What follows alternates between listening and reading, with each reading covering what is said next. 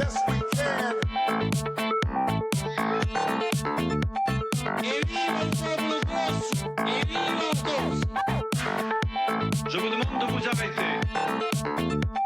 Je crois aux forces de l'esprit. Bonsoir et bienvenue, vous êtes au bon endroit, au bon moment, pendant le 20h sur France 3 Corse Via Stella. Évidemment, c'est la dernière émission de l'année, le dernier agenda culturel très subjectif de nos esprits critiques. Côté BD, Matser ou de Jules Strombone, le coup de cœur d'Inès Moratti, la séance ciné des films canois, projection et festival dans les salles corses, la programmation de Xavier Affre, la découverte du soirée musicale, un festival électro qui se déroule dans la ville de Napoléon. André Tordel nous en parle, je vous l'ai dit. L'ensemble des esprits critiques m'accompagnent ce soir. Inès Moratti, Xavier Affre, Audrey Tordel, Marie-Ange Philippe, Philippe Ferrer, Didier de Jordan et Marcel Petrichoul qui va co-animer avec moi l'émission du soir. Bonsoir à tous. Bonsoir. Il y a un côté très écologique. Alors on va entrer dans le vif du sujet, si vous le voulez bien, en évoquant la bande dessinée. Et pour une fois, ce n'est pas Marcel qui s'y colle, mais vous, Inès, vous avez choisi de parler de Matser, de Jules Strombone, aux éditions Casterman. Je le dis aux téléspectateurs, c'est une émission un petit peu spéciale, vous l'avez compris, vu le nombre de personnes sur ce plateau. C'est une émission coup de cœur également, coup de cœur de l'été, on peut le dire ainsi, Inès. C'est comme ça que vous avez choisi votre bande dessinée? Oui. Et de quoi s'agit-il? Alors, qui dit conseil de l'été dit lecture lumineuse, bercée d'embrun. Donc forcément, j'allais vous conseiller un roman rose à siroter sur le sable, histoire de mieux s'évader. Non. Non, parce que Jules Strombone, il nous fait rêver autrement en nous brossant, alors littéralement, et on va y revenir, un conte fantastique et tragique ancré dans la Corse du 19e sur le passage d'un monde à l'autre par la figure ancestrale du Matser, ce messager de la mort. Alors, sous le soleil, on va se laisser éblouir par la noirceur d'un récit qui évite l'écueil du folklorique. Donc en fait, on touche plutôt à l'ensauvagement, à l'amour empêché, peut-être en deux mots, sans trop en révéler, et un petit peu à l'impuissance, à l'onirique. Alors, le dessin, d'abord, sublime, construit de noir hypnotique et de jaillissements de lumière. Donc l'image est griffée pour mieux grésiller de nuances de gris. Il faut dire que Jules Strombone a voulu une démarche physique pour son dessin.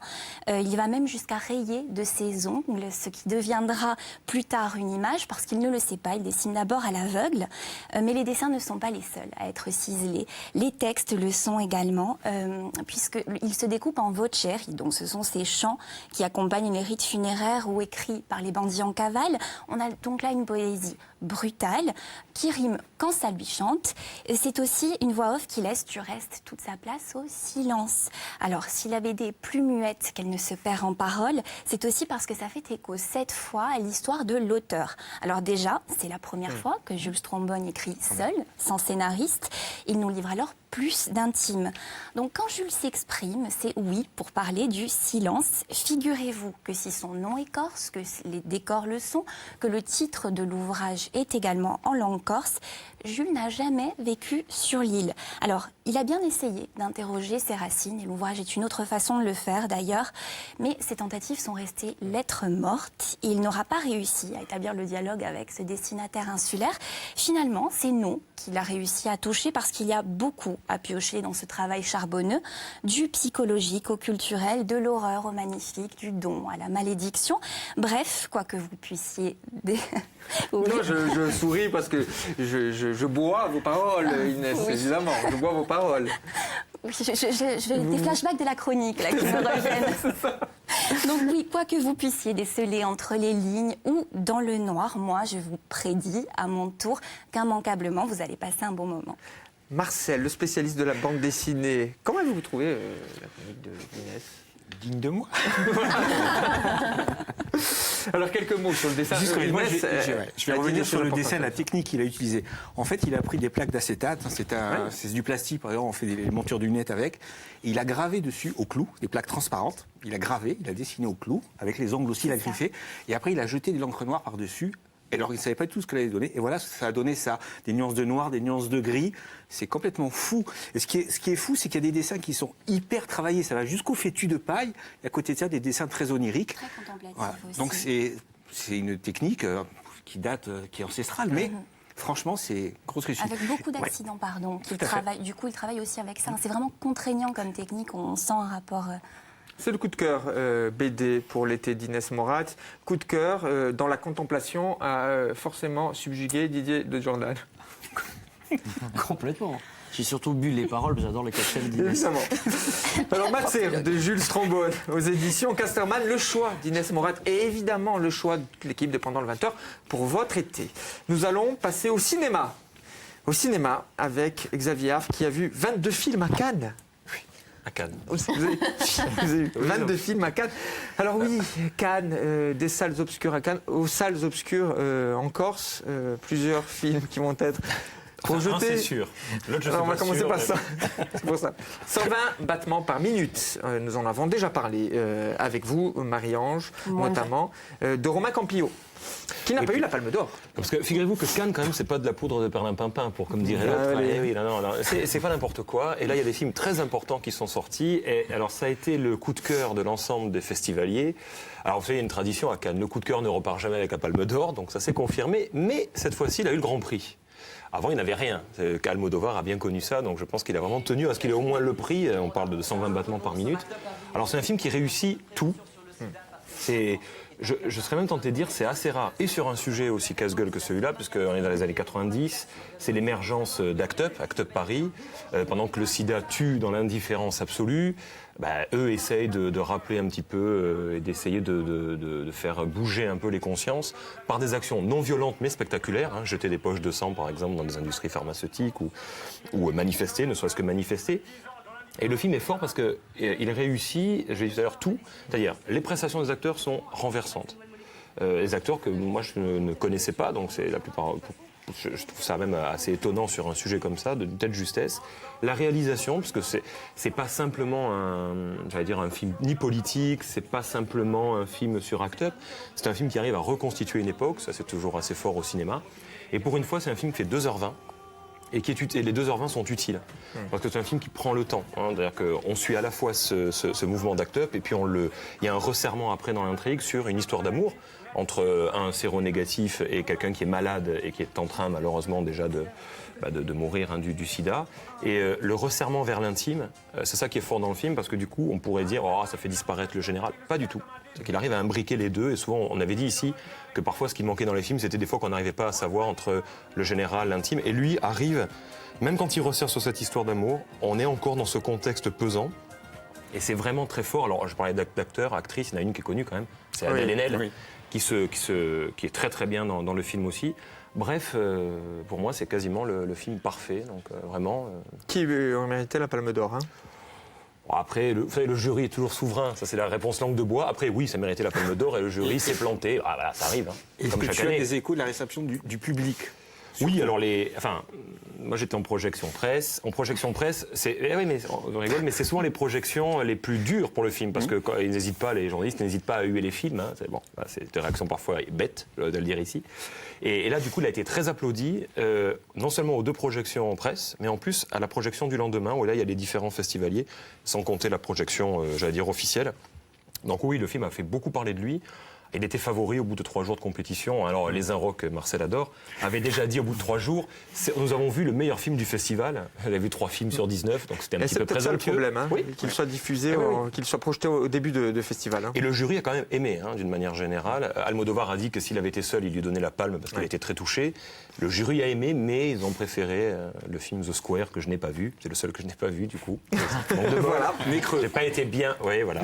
J'étais persuadé que 120 minutes avant la... Alors nous irons tous le voir, 120 battements par minute de Romain Campillo, toute 23 l'équipe de août. Pendant le 20h, le 23 août. C'est l'un des choix ciné pour votre été de Xavier Affre. Poursuivons avec Le jour d'après d'un réalisateur très méconnu. Ah, vous me Donc, connaissez, il fallait Xavier faire une petite... n'évoque que très rarement le cinéma, Aung San Suu. Le jour d'après. Ah oui. Alors c'est pas le film de Roland Emmerich, le jour d'après, parce que c'est le même titre. C'est-à-dire que c'est le même titre, mais le film est une daube, celui de Roland Emmerich. Celui-là est un chef-d'œuvre, bien entendu. Donc toute la différence entre la Corée et les États-Unis. Salut Donald. Alors, non, ce qui est assez étonnant déjà. De quelle Corée tu parles déjà? Oui, la Corée du Sud, hein, bien sûr. Non, l'actrice déjà est ravissante. Alors vous la connaissez? Non, alors j'ai noté son nom. Kim Min-hee, elle a joué dans Mademoiselle, pour ceux qui avaient vu le film. Magnifique. Voilà. Magnifique. Elle est extraordinaire. On a envie de lui dire Mademoiselle tout le temps d'ailleurs. Et c'est un vaudeville traditionnel. Hein. Histoire d'amour entre. Alors c'est un patron qui est volage. Apparemment c'est le portrait du réalisateur ou l'autoportrait. Et alors il a une femme. Il a aimé une jeune femme qui a travaillé parce qu'il est éditeur dans un. Alors, je sais pas si Marcel c'est le milieu de l'édition. Hein. Il a travaillé dans une maison d'édition. Et alors cette femme s'en va. Et en arrive une autre. C'est quelqu'un qui aime toutes les femmes. Ah, il a raison. Et du coup, sur ce truc très léger, hein, finalement, ce synopsis très léger, que j'ai mal résumé en plus. Il se trouve qu'il arrive à faire quelque chose de presque philosophique sur la vie. C'est sur une réflexion existentielle. Et c'est très beau. Alors, il mélange un peu les temporalités aussi. C'est dans un noir et blanc somptueux. Et en plus, ça a le mérite de faire 1h25. Ce qui est bien. C'est plutôt bien. Voilà. La spiritualité du cinéma de Hong Sang-soo, je le sais, séduit fortement Philippe Ferrer. Oui. En plus de ça, Je vous ai senti totalement j'étais ailleurs. J'étais peut-être ailleurs. Vraiment Vous ailleurs. pouvez- Ouais, vous non, pouvez le effectivement, dire. la spiritualité ainsi que le cinéma. de Hong Sang-soo. Voilà. Non, alors quelques Il mots. y a un cinéma très arrosé, Voilà, il y a toujours quelques de mots. l'alcool dans ses films, ce qui ne devrait quand même vous parler, chers amis. Oui. Toujours du soju hein, dans les films, parce qu'on boit beaucoup dans les films de Hong Sang-soo, mais c'est vrai que les Coréens ont une descente relativement facile. Nous ne sommes pas dans la caricature avec Xavier. Jamais. Non mais écoutez, l'année dernière, pour en avoir fréquenté un ici à Ajaccio, un grand réalisateur qui était venu, que vous aviez Nous reçu avons d'ailleurs. Hein. Alors il s'appelait Im Sang-soo, histoire de bien embrouiller le téléspectateur. Il y a 2 Sang-soo en fait en Corée, Im et Hong. Bon, voilà. Non, il y a un peu du Romer dans le film, et il y a aussi du Sacha Guitry, ce qu'ont dit certaines critiques, et c'est vrai. Oui, et surtout du Sacha Guitry là. C'est-à-dire que c'est assez corrosif quand même, mine de rien. Et Et c'est 1h20. intéressant. 1h20. C'est un court-métrage pour toi. C'est un grand film qui n'a pas été reconnu à sa juste valeur, malheureusement. Alors, est-ce qu'il y a du Romer dans le nouveau film de Sofia Coppola? Pas sûr. Les Proies, un remake. Fallait-il faire toute la faire programmation, d'ailleurs un remake? Oui, non, alors, oui, j'avais envie de parler des Proies, qui sort le 23 août de Sofia Coppola, parce que, déjà, Sofia Coppola est passée de mode. Vous savez qu'il est de bon ton chez certains critiques de dézinguer tout ce qui est plus de mode. Donc, Sofia Coppola, maintenant, on la regarde, alors qu'avant, c'était la chouchoute dans les festivals. Et là, moi, j'ai trouvé son film plutôt réussi. On se posait ici la question de savoir si le remake était utile ou pas. Un La remake d'un réponse est film, oui. on va évoquer. Donc Les Proies de Don Siegel avec Clint Eastwood, qui n'a absolument rien à voir. C'est sûr que le film original est beaucoup plus sadique, c'est plus tourné sur le personnage masculin. Là, elle arrive, et c'est ça que je trouve intéressant, elle arrive à récupérer un univers, a priori, qui n'est pas le sien, et elle le fait aller vers son univers à elle. Donc c'est cotonneux, c'est un peu vénéneux, c'est vaporeux, voilà.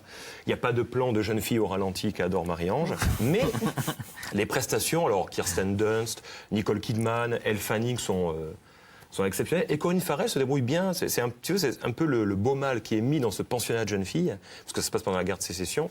Il est nordiste, il arrive dans ce pensionnat pour être soigné. Et c'est celui qui déclenche évidemment quelque chose en rapport à la sexualité de ces dames, parce que c'est quand même très contenu tout ça. Et là, ça libère des pulsions, mais on les comprend. Je veux dire, Alors, prenons un peu de distance avec le film. Je me retourne vers vous, Audrey. Le cinéma de Sofia Coppola. J'accroche pas trop, moi, honnêtement. J'avais vu Lost in Translation. Le seul argument pour moi, c'était Bill Murray. Le reste, je suis pas très Scarlett Johansson. Toi, oui, un peu plus. Mais non, voilà, moi, effectivement, ce côté plan ralenti, fille diaphane, un petit peu dépressive, ça me saoule très vite. Donc, peut-être que là, du coup, si c'est différent, j'irai. Je n'ai pas eu, évidemment, cet honneur de faire la projection presse, mais du coup, pourquoi pas. Et Marie-Antoinette, voilà, j'avais trouvé ça plus un espèce de film pub que véritablement un long métrage. C'est pour les converses. De mon point de vue, ouais. Merci d'avoir cité une marque à l'antenne sur le service public, mon cher Philippe. Pardon. C'est pas grave. Alors on va évoquer, je vais rappeler les titres des films. 120 battements par minute. 2 autres marques de basket. S'il vous plaît, de Romain Campillo, Le jour d'après de Hong Sang-soo et Les Proies de Sofia Coppola. 3 choix de notre cinéphile et historien Xavier Affre. 3 choix qui seront programmés, projetés dans les cinémas corses, notamment cet été. En tout cas, le conseil vraiment que nous donnons, c'est 120 battements par minute, film indispensable. Nous l'avions déjà évoqué dans un précédent débat. Audrey, Oui. Le coup de cœur pour cet été, le festival électro Oui. Mi à Ajaccio. Ça se passe le 20 et 21 juillet. Oui, alors c'était un peu difficile de choisir parmi tous les festivals, parce que quand même on est gâtés en Corse, il y a pas mal de choses. Alors plutôt que de faire de la publicité pour des festivals qu'on connaît bien, je me suis dit pourquoi pas parler d'une première édition quand même, ça vaut le coup. Donc le festival s'appelle Mi, voilà, comme quand on voit quelqu'un et qu'on dit Mi, lui, voilà, donc c'est ça, du coup ça reprend l'interjection. Ça se passe, bah oui, tu le dis pas ça. Je confirme. Yeah. Voilà. Donc ça se passe route du Vadio à Timezzoul et donc il y a des DJ confirmés comme Martin Solveig. Après il y a le DJ allemand aussi quand on est un peu branché électro, Paul Kalkbrenner il s'appelle. Mais sinon il y a aussi beaucoup de DJ français. Alors Petit Biscuit, ce n'est pas le personnage dans Shrek, c'est un DJ. Alors il n'y a pas les musclés. C'est dommage, mais voilà, en tout cas, il y a des gens confirmés. J'aurais adoré voir Framboisier sur scène. Et Bernard Minet. C'est un peu compliqué de voir Framboisier. C'est pour ça que j'ai dit j'aurais adoré. C'est pour ça Que les j'aurais musclés, adoré. ça fait moins de bruit. C'est pas faux. La fête au village. Pas sûr. Mais c'est une fête au village, effectivement.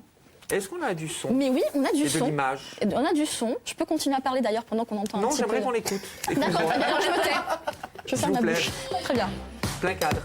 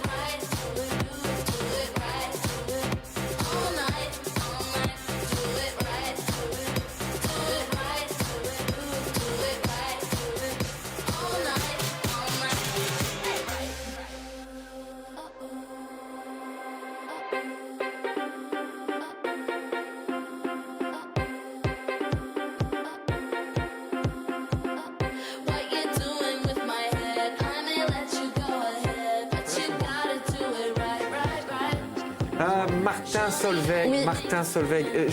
Jamais je n'aurais imaginé que nous aurions conseillé du Martin Solveig Non, pendant mais- 20 heures. Déjà, bon, il faut. Enfin, je ne suis pas. En fait, voilà, j'ai voulu qu'on passe ce clip parce que c'est toujours assez très esthétique, les clips de Martin Solveig, qu'on aime ou qu'on n'aime pas le son. Voilà, il y a toujours une recherche vraiment. Et ce qui est bien aussi pour ce festival, c'est que donc, comme je disais, il y a des DJ montants de la scène électro-française, donc Petit Biscuit, Môme, mais il y a aussi des DJ corses comme Neus. Et je suis pas peu fière parce que j'étais à l'école avec lui. Je vois qu'il réussit. Donc voilà, c'est bien parce que c'est une initiative. Voilà, ils sont jeunes, ils ont envie de faire bouger. Ça, bon, voilà, c'est pas une concurrence au Cardiac Sound System. C'est juste un complément puisque ça se passe le 20 et le 21 juillet. Juste un mot, il y a le pass pour un soir, c'est 37 €. Après, il y a le pass pour les deux. Une soixantaine d'euros. On peut aller sur le site de la FNAC et puis les points de vente habituels. Donc voilà, c'est bien qu'il se passe des choses et c'est bien aussi voilà, de promouvoir un petit peu un nouveau festival qui voit le jour. Didier, vous qui adorez vous déhancher frénétiquement sur de la musique électro, sur les plages en plein été. Vous savez encore rien. En short, je suis incroyable. Non, là, ce qui est surtout incroyable, c'est de faire venir Paul Kalkbrenner, qui est vraiment une référence. Tout le monde se l'arrache et dans les plus gros festivals. Vous l'aviez aussi, pas je pense que c'est. Ça me fait rire quand vous parlez de Hong Sang-soo, que vous vous moquez de mes noms, mais là, moi, je ne connais pas. Je sais Je pas n'ai qui jamais c'est fait ce ça, cher monsieur. Jamais. Je C'est un peu le Hong Sang-soo de l'Allemagne, tu vois. Voilà, c'est l'Hong Sang-soo de l'Allemagne, mais en bien. En plus brillant. En bien, en sympathique, on a envie de faire des choses et pas de. Bon, Je croyais que tu avais du goût, tu vois. Je me suis trompée. Pas pour tout. Pas pour tout, c'est vrai. Philippe, quelques mots. Quelques mots. Pour moi, j'adore Martin Solveig, surtout maintenant en fait. Au départ, je n'aime pas trop. Puis, et j'ai trouvé ça. Forcément, Là, des faut arguments. toujours que je dise un truc débile, mais bon. Non, mais ce qui est bien, c'est que, voilà, très honnêtement, je ne suis pas très électro, mais c'est bien qu'il y ait un festival Non, mais je me fais rire électro, tout qu'on seul, hein. découvre. Et, C'est pas, voilà. je me moque pas. Hein. Ah, mais J'aime beaucoup Martin tu Solveig. peux te moquer de maintenant. Martin Solveig, je ne le connais pas personnellement, donc Mais il paraît que c'est tu quelqu'un ne de me très vexeras sympathique. pas. Ah, en Non, mais plus. c'est très bien qu'il y ait un festival électro sur Ajaccio, et Dieu sait si j'aime pas la musique électro, mais ça va, c'est bien. Et puis ça, existe. c'est vous l'avez dit, C'est c'est complémentaire. complémentaire, bien sûr. Bien sûr. Vous aviez évoqué ce festival. ici, Exactement, oui. Qui se passera en août. Ouais. Je voulais pas enchaîner en fait. Non, mais ce qui est bien, c'est que ça se passe entre le Calvi on the Rock, on a le festival Mi, Et après, on a qu'un champ de système. Donc, on a vraiment 3 lieux différents dans la Corse pour se déhancher et essayer de traîner Xavier Affre. Et encore une fois, qu'on aime ou qu'on n'aime pas, voilà, même si l'électro, c'est pas trop notre tasse de thé pour certains d'entre nous, eh bien, en tout cas, ça a le mérite d'exister et c'est bien. Il y a vraiment l'électro pour les puristes, avec Paul Kalbrenner, et quelque chose de plus accessible comme du Martin Solveig. Voilà, merci. Et votre choix, le festival électro à Ajaccio, 20 et 21 juillet, c'est fortement recommandé et on la croit sur parole par Audrey Tordil. Merci. Philippe, un petit choix, musique. Alors, mon petit choix, n'en déplaise à tous les fans. Non, mon petit choix. Mon petit choix, n'en déplaise donc à tous les fans de musique commerciale des années 90, n'est-ce pas Philippe Alan Théo, Dr Alban. Dr Alban, oui. Didier, je sais qu'il est fan des To Be Free, il était fan de d'autres. Le corps en parle, là. Audrey, c'était Alliage, on en a parlé tout à l'heure. Donc, moi, je vais parler d'un véritable groupe de rock, corse. C'est les Casablanca Driver. Je vais montrer si vous permettez. Voilà. Alors, donc, moi, mon coup de cœur s'est porté sur eux pour l'ensemble de leur œuvre pendant toute cette année. Ils ont tourné dans toute la France, ils ont tourné dans toute l'Europe, enfin, surtout dans les pays anglo-saxons. On les a vus en Angleterre, en Écosse. Et c'est des jeunes qui ont vraiment beaucoup de talent, qui savent faire des chansons, qui savent vraiment où ils vont. Ils ont leur style, c'est un petit peu entre les Strokes, pour ceux qui connaissent les Strokes, Arctic Monkeys, Baby Chambers. Enfin, c'est un petit peu tout ça, c'est un peu cette mouvance. Et ils ont vraiment un son à eux. Et j'avais envie quand même de les d'en faire votre coup de cœur. Ouais, c'est vraiment le coup de cœur de. Est-ce qu'on peut écouter? Bah oui, j'aimerais bien quand même.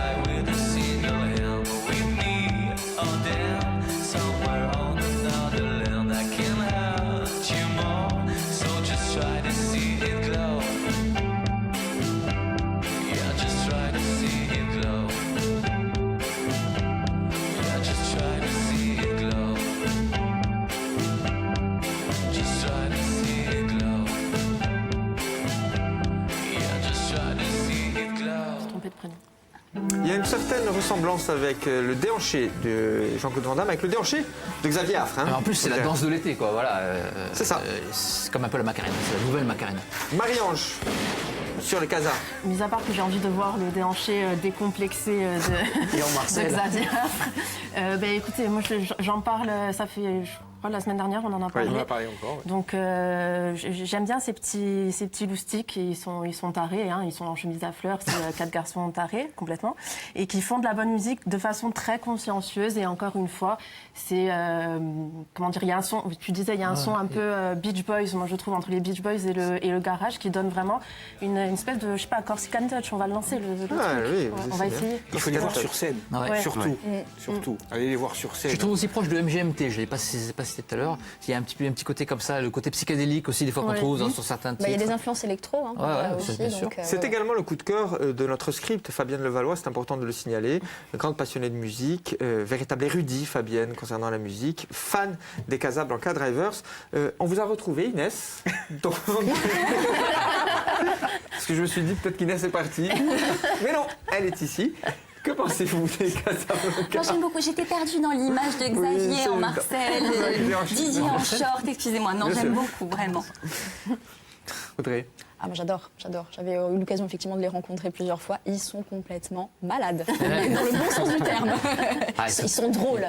Ils sont très rock dans l'esprit aussi. Ils sont rock, mais tu l'as dit justement, il y a une vraie recherche. Voilà, ce sont des gens par contre qui sont très méticuleux dans la musique et ça leur réussit. Donc, Alors, dans cette émission, il manque un esprit critique. Davina Samarchil, qui a participé à quelques émissions, à quelques agendas culturels très subjectifs, comme il est coutume de dire. Et elle nous a laissé un petit message, un coup de cœur.